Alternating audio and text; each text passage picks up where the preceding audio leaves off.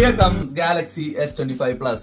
വർഷങ്ങളായിട്ട് ഞാൻ പ്രിഫർ ചെയ്യുന്നത് എപ്പോഴും സാംസങ് തന്നെയാണ്. ഐഫോൺകാരോട് എപ്പോഴും അടി കിടക്കുന്നതാണ്. സോ എന്തായാലും നമുക്ക് ഇനി പൊട്ടിച്ച് നോക്കാം.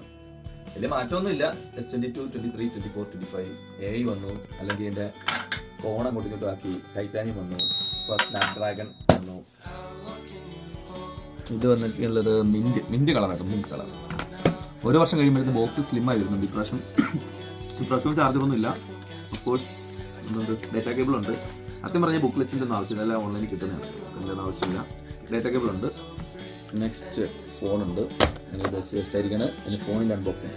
പഴയ 6S ഒക്കെ ഒരു അതായത് ഈ എഡ്ജൊക്കെ കൊടുത്തിട്ടുണ്ട്. S24 ഇങ്ങനെ ഷാർപ്പിൻ്റെ മാറ്റി ഒരു കർവ് കൊടുത്തിട്ടുണ്ട്. പിന്നെ അറിയാലോ 200 MP ക്യാമറ എന്നതൊക്കെ ഉണ്ട്. സോ അൺബോക്സ് ചെയ്യാം. അൾട്ര എടുക്കേണ്ടായിരുന്നു. ഇതെടുത്തതിന് ശേഷം ഒരു ഓഫർ വന്നു അൾട്രയ്ക്ക്. ഇതെടുത്തത് 1000 മോഡലാണ്. അൾട്രയ്ക്ക് ഓഫർ വന്നത് 1061 ഓഫർ വന്നു. മണ്ടത്തരമായിട്ട് ഇത് ബുക്ക് ചെയ്തതിന് ശേഷമാണ് അന്ന് രാത്രി തന്നെ കയ്യിൽ വന്നത്. എന്തായാലും ഇനി ഓണാക്കാം.